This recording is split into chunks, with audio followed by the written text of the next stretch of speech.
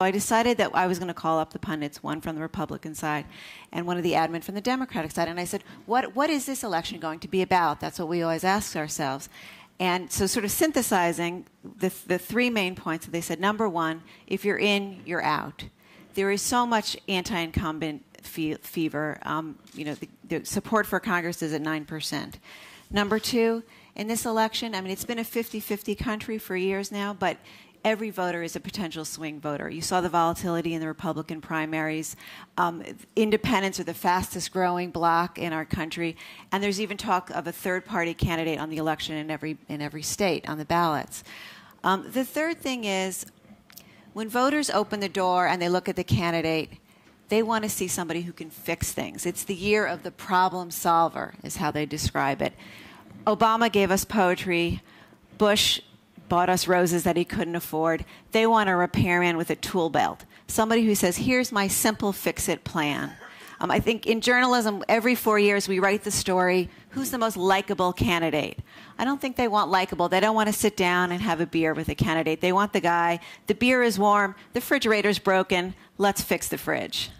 Why we're so optimistic that we're going to take back the House is that we have great candidates. And our candidates are positive, and they're not about tearing people down. You don't need to tear down somebody who's done nothing, who's passed nothing, who's gone nowhere, who knows nothing. I mean, you can just let them speak for themselves. So we're very optimistic. Our candidates are smart.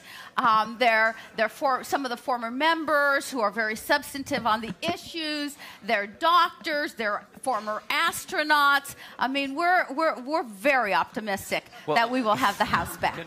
This is not really even a debatable proposition, but to give you. And the proposition is this. I mean, the Congresswoman is suggesting Democrats are smart, Republicans are stupid. Now, that's a high level of discourse here, of course. And we wonder why we have problems. But to suggest, of course, that the negativity is all Republican, and I'll give you, some of you may remember, at least those of you who have spent time watching the television in the States, when Congressman Paul Ryan tried to address the issue of entitlement reform, which, setting aside philosophical views, you can make the mathematical case it must be done. And the answer from a left-leaning advocacy group is to depict an actor who looks a lot like Paul Ryan taking grandma in a wheelchair to the edge of a cliff and throwing her over.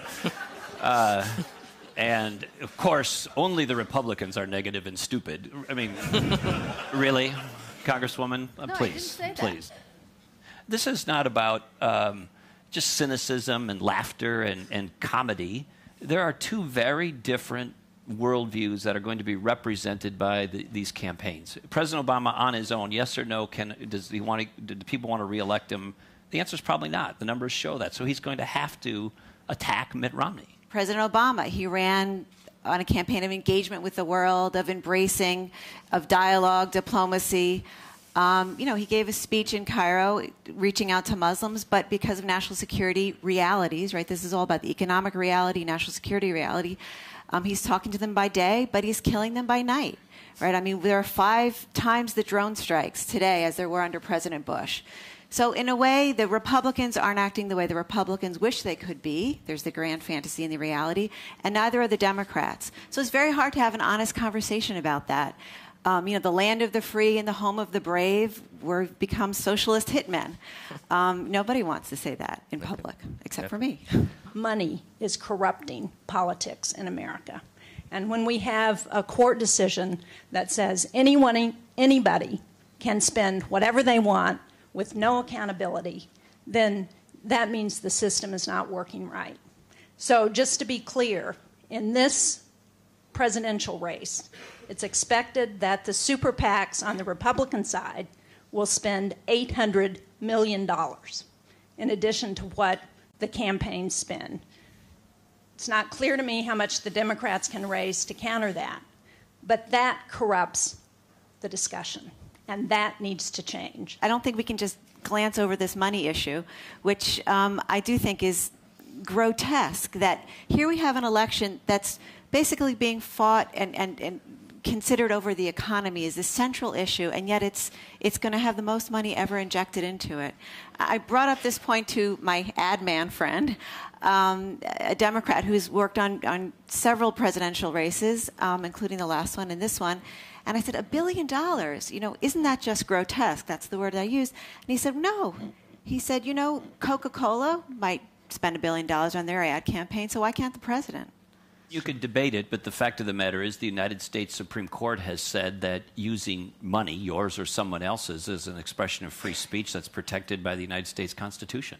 Okay. And so it used to be that businesses couldn't, unions could, individuals couldn't if you were poor, but you could if you were rich. And, there's been all these attempts to try to limit campaign finance in some form or another, and almost every one of them has flopped because every time they've tried to limit it over here, it just bulges out over here like Jell-O. You push it here, it bulges out over there. So this notion that you're going to ultimately contain this through government regulation, oversight, suppression of speech and spending is like chasing the wind and probably foolish and unconstitutional. Okay. So we can bemoan it and pretend that that's somehow going to be addressed and change in the near and intermediate term. The truth of the matter is it's not.